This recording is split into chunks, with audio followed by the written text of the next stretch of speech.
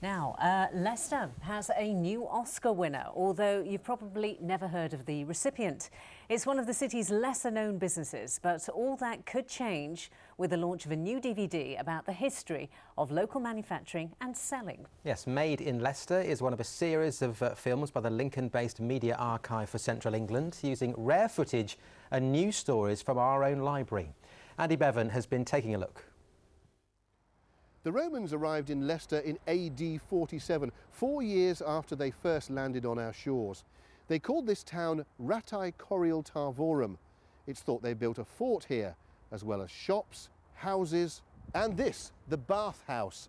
Now, the so-called Jury Wall is all that's left now, but the Romans also created something here that remains to this day, Leicester's market. Made in Leicester explores the history of the market, now one of the largest in Europe. There used to be two, on a Wednesday and a Saturday, but they were merged in 1884. Leicester fitness guru Rosemary Conley presents the DVD, discovering that the market has a royal charter. In medieval times, the big seller was leather goods. In the Middle Ages, it was wool.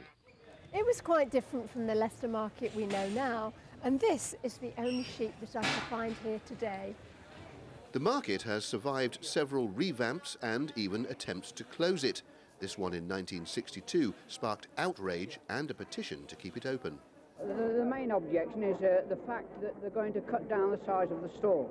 This where I'm standing now is going to be a piazza or an open square.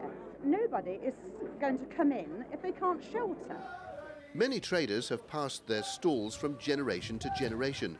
Barry Lineker tried that with his son, but Gary, although sometimes seen flogging the fruit and veg as a lad, preferred a different kind of pitch. In the 1980s, the market provided work for redundant clothing workers, their employers having been priced out of business by cheap foreign imports. There's not much work of other work, what I can do anyway. I ain't got no qualifications, so I thought try my luck on the market. And if times weren't hard enough, some bright spark decided traders should be banned from shouting out their bargains before 4 p.m. It's just as if somebody's died in here today. It's so quiet, it's not the same. Needless to say, that ban didn't last long and the traders won the day. At its height, this market was the shop window for the city's biggest industry, one that had global reach and spawned the phrase, Leicester clothes the world. By the mid-1920s, there were more than 200 hosiery firms in Leicester. Soon after followed dozens of shirt makers, and at one time this city was turning out 18 million shoes and boots a year. But by the late 1970s, manufacturers in the Far East were making it all for less. And despite some bitter industrial disputes, hundreds of Leicester's clothing manufacturers either went to the wall or were taken over by foreign competitors.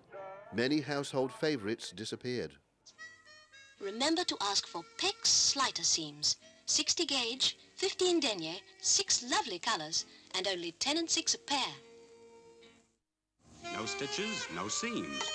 Real leather comfort with welded shoe strength. Ward's new sealed leather shoes for men. The DVD also looks at some of the city's other big businesses, past and present. Imperial typewriters, made here from 1908 to 1974. Walker's Crisps, still being made here after 65 years. And hanging on during tough times, Thomas Cook, whose Leicester founder arranged the first ever package trip, 500 churchgoers on a train from Leicester to Loughborough on July the 5th, 1841. 141 years later, in 1982, his company was aiming for the stars, taking bookings for holidays on the moon. You'll have the gravity-free disco and the babysitting robots.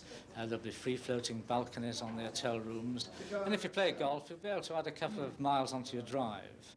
And Leicester has another lesser-known but equally global Cook, Cook Optics, who've been making camera lenses for the TV and film industry for 128 years.